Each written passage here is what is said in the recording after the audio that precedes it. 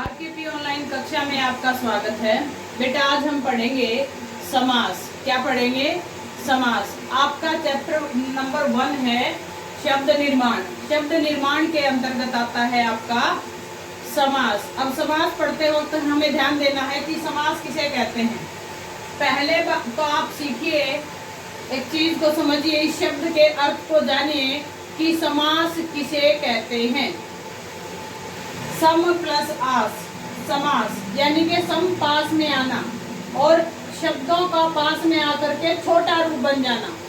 दो या दो से अधिक शब्दों के योग से जो छोटा रूप बनता है उसे समास कहते हैं। समास का मतलब क्या होता है? संक्षिप्तीकरण, मतलब छोटा रूप। समझ में आया बेटा कि समास किसे कहते हैं? कि छोटा रूप। कौन सा, किसका छोटा रूप? दो या दो से अधिक शब्दों के मेल से बना छोटा रूप समास कहलाता है। अर्थात शब्दों के संक्षिप्तीकरण को समास कहते हैं। ठीक है बेटा। जैसे राजपुरुष, जैसे राजपुरुष। अब ये राजपुरुष एक समस्त पद है यानी कि समास है। अब राजा का पुरुष, दो या दो से अधिक शब्द थे तो बीच में जो का था वो हट गया, तो इकट्ठा होने पर क्या हुआ? समास बन गया। नहीं तो क्या था? राजा का पुरुष। समझ में आ गई? यानी कि दो या दो से अधिक शब्दों के मेल से बना नया छोटा रूप समास कहलाता है। अर्थात शब्दों के संक्षिप्तीकरण को हम समास कहते हैं। तो आगे देखिए बेटा, समास पढ़ने से पहले एक बार ध्यान देना है कि समास में क्या होता है? समस्त पद होता है। क्या होता है? समस्त पद होता है। समस्त पद मतलब दो या दो से अधिक, यानी कि वो दो पद मिलकर के एक पद बनाते हैं और वह एक पद जो मिलकर के बनता है वह समस्त पद कहलाता है। जैसे समस्त पद में क्या है? जैसे अभी हमने लिखा था राजपुरुष, आप कोई भी लिख सकते हो आप। जैसे यथाशक्ति, यथाशक्ति में क्या है बेटा? यथा और शक्ति यानी कि शक्ति के अनुसार। यथा पूर्व पद है और शक्ति उत्तर पद है। उत्तर पद मतलब बाद वाला पद। उत्तर पद मतलब बाद वाला पद। ध्यान देना है आपको। पूर्व पद होता है पहले वाला पद और बाद वाले पद को कहेंगे उत्तर पद। यानी कि पूर्व पद और उत्तर पद मिलकर के समस्त पद का निर्माण करते हैं और उसी समस्त पद को हम समास कहते हैं। अब ध्यान दीजिए बेटा, अब जब हम समस्त पद को खोल कर लिखते हैं, यथाशक्ति शब्द था या मान लीजिए राजपुरुष शब्द है हमारे पास, हमने इनको खोल कर लिखा शक्ति के अनुसार राजा का पुरुष, तो इसका विग्रह किया यानी कि समस्त पद का हमने विग्रह किया तो क्या हुआ? समास का विग्रह। समास का विग्रह क्या होता है? किसी भी समस्त पद को खोल करके लिखना समास का विग्रह कहलाता है। ठीक है बेटा, यहाँ तक समझ में आया? समास किसे कहते हैं? समस्त पद में कौन कौन से दो पद होते हैं? समास का विग्रह क्या होता है? समझ में आ गई? इससे आगे करेंगे हम समास के भेद। अब देखिए बेटा, समास के भेद 4 होते हैं। ध्यान देना है, आपकी पुस्तक में लिखे मिलेंगे समास के 6 भेद होते हैं, लेकिन अब देखो हम सारा आपके सामने एक्सप्लेन करेंगे कैसे कैसे भेद होते हैं। समास के 4 मुख्य भेद होते हैं। नंबर 1 अव्ययी भाव समास, नंबर 2 तत्पुरुष समास, नंबर 3 द्वंद्व समास और नंबर 4 बहुब्रीहि समास। आपको ध्यान देना है बेटा कि समास के मुख्य रूप से 4 भेद होते हैं और उन्हीं चारों में से भेद निकल करके सामने आते हैं। बुक में दिया हुआ मिलेगा 6 भेद। ध्यान देना है, और वो 6 भेद कैसे होते हैं वो आगे समझाएंगे आपको। ठीक है बेटा। अब पढ़ते हैं अव्ययी भाव समास। अव्ययी भाव समास के अर्थ को समझिए। पहले शब्द के अर्थ को जानिए। जब तक आप किसी शब्द के अर्थ को नहीं जानोगे उसकी डेफिनेशन नहीं लिख सकते बेटा। शब्द का अर्थ क्या कह रहा है?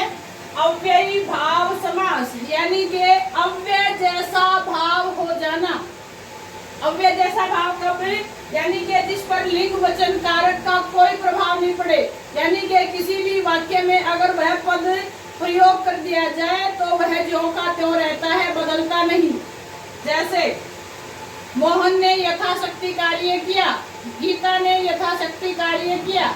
ये क्या है, यथाशक्ति क्या है बेटा, इसको अगर आप हम बदलना चाहेंगे तो हम बदल भी सकते हैं। देखिए, वह आजन्म अंधा है, यह है पुल्लिंग, वे आजन्म अंधे हैं, यह है इसका बहुवचन। अब इसका स्त्रीलिंग बनाएंगे, वह आजन्म अंधी है, वे आजन्म अंधी हैं, यानी कि हम इसका लिंग और वचन बदलेंगे। सिर्फ एक शब्द ऐसा रहा आजन्म, जिसमें कोई परिवर्तन नहीं हुआ, और परिवर्तन नहीं हुआ तो क्या हुआ, अव्यय। अव्यय जैसा भाव पैदा करने वाला समास अव्ययी भाव समास कहलाता है।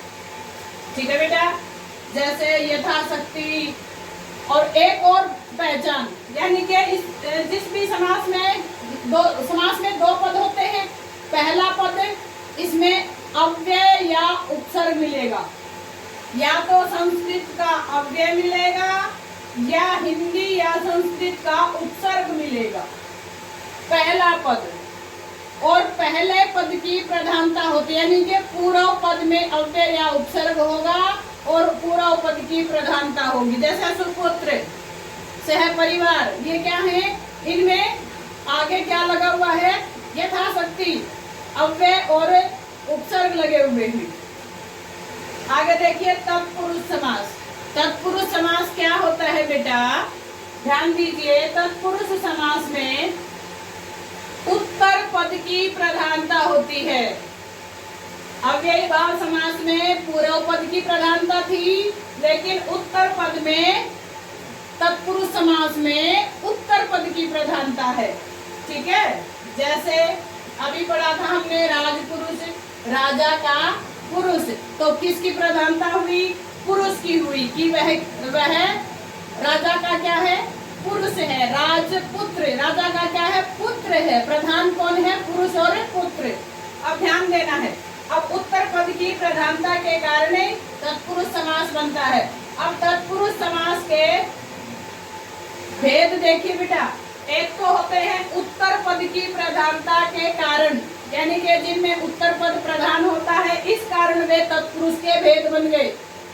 दूसरा, कारक विभक्तियों के कारण, यानी कि जब समास का विग्रह करेंगे तो उनके अंतर्गत बीच में क्या आएंगी, विभक्तियां आएंगी, परसर्ग आएंगे, उनका प्रयोग होगा, इस कारण उनका भेद बन जाएगा। यानी कि एक तो उत्तर पद की प्रधानता के कारण भेद बन जाते हैं, और दूसरा कारक विभक्तियों के कारण उसके भेद बन जाते हैं। अब ध्यान देना है,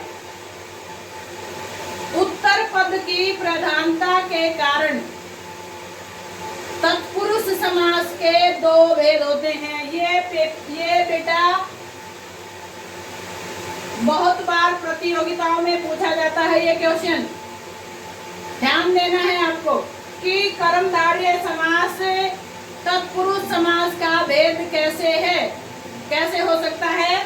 उत्तर पद की प्रधानता के कारण कर्मधारय और द्विगु दोनों ही उत्तर पद की प्रधानता के कारण तत्पुरुष समास के भेद माने जाते हैं, ऐसा विद्वानों का मत है। ठीक है बेटा, हम सही तरीके से पढ़ेंगे कि हमें कहां से कौन सी चीज निकल के सामने आती है। अब देखो, हमने इसके बाद क्या, कर्मधारय और तत्पुरुष हमने अलग अलग पढ़ा था, लेकिन नहीं, ये तत्पुरुष समास का भेद हो गया। तत्पुरुष समास का भेद क्यों हुआ, क्योंकि उत्तर पद की प्रधानता है यहाँ पर, यहाँ भी कर्मधारय में भी और द्विगु समास में भी किसकी, उत्तर पद की प्रधानता है। और कारक विभक्तियों के आधार पर तत्पुरुष समास के 6 भेद होते हैं। हमारी कारक विभक्तियां क्या होती हैं, 8, लेकिन भेद कहाँ से, कर्म से लेकर के अधिकरण तक। कर्ता नहीं है और संबोधन नहीं है, यानी कि कर्म तत्पुरुष, करण तत्पुरुष, संप्रदान तत्पुरुष, अपादान तत्पुरुष, संबंध तत्पुरुष, अधिकरण तत्पुरुष। ठीक है बेटा, आगे अभी हमने किया तत्पुरुष समास के भेद, यानी कि तत्पुरुष समास में उत्तर पद की प्रधानता के कारण जो भेद थे हमारे, वो भेद हमने किए। यानी कि एक तो कारक विभक्तियों के आधार पर भेद थे, और उत्तर पद की प्रधानता के कारण कर्मधारय और द्विगु समास।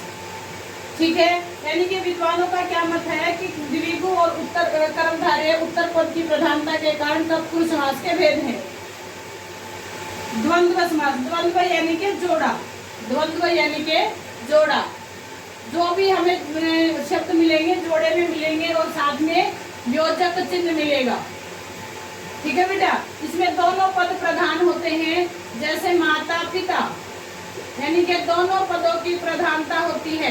लाभ हानि, सुख दुख, बीच में योजक चिन्ह मिलेगा, योजक चिन्ह, योजक यानी कि जोड़ने वाला चिन्ह। ठीक है बेटा, फिर आपका बहुव्रीहि समास, यानी कि बहुव्रीहि ना तो उत्तर पद की प्रधानता होती है, ना ही पूर्व पद की प्रधानता होती है, अन्य पद की प्रधानता होती है, और अन्य पद की प्रधानता के कारण बहुव्रीहि समास बनता है। ठीक है बेटा, यानी कि किसी अन्य की ओर इशारा करते हैं बहुव्रीहि समास में। यानी कि मैंने आपको पहले भी बताया था, आपकी बुक में 6 दे रखे होंगे इस प्रकार से। ठीक है बेटा, आपकी बुक में समास के भेद 6 दे रखे होंगे इस प्रकार से। अव्ययीभाव समास, तत्पुरुष समास, कर्मधारय तत्पुरुष समास, कर्मधारय समास, द्विगु समास, द्वंद्व समास और बहुव्रीहि समास। मैंने आपको बताया कि मुख्य रूप से 4 भेद होते हैं, यानी कि आपको लिखना तो वही पड़ेगा जो बुक में दे रखा है, लेकिन इसको समझना जरूरी था कि ये भेद बने कैसे। उत्तर पद की प्रधानता के कारण तो 2 भेद बने, और ये 6 भेद बने आपके कारक विभक्तियों के कारण। ठीक है बेटा, कारक विभक्तियों के कारण बने हमारे कर्म से लेकर के अधिकरण तक तत्पुरुष के भेद। तो ध्यान रखना है बेटा, ये हमने आज समास को थोड़ा सा सरसरी तौर पर जाना है, गहराई से जानेंगे एक एक भेद को, यानी कि अगली वीडियो में हम फिर मिलते हैं, समास पढ़ेंगे। उम्मीद करती हूँ आपको अच्छे से समझ में आया होगा। आप घर पर रहिए, सुरक्षित रहिए, अपना ध्यान रखिए और अपने अध्ययन के प्रति जागरूक रहिए।